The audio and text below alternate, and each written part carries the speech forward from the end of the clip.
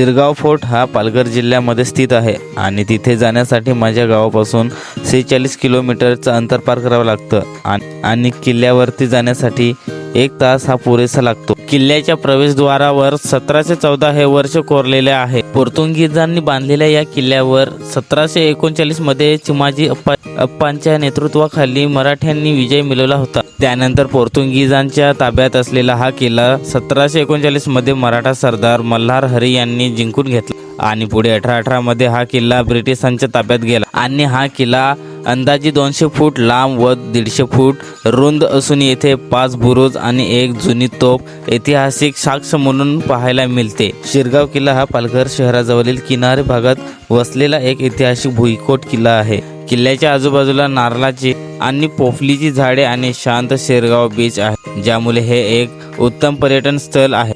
तर मित्रांनो, व्हिडिओ आवडल्यास लाईक, शेअर आणि सबस्क्राईब करायला विसरू नका आणि भेटूयात नेक्स्ट ब्लॉगमध्ये। तोपर्यंत टाटा, बाय बाय।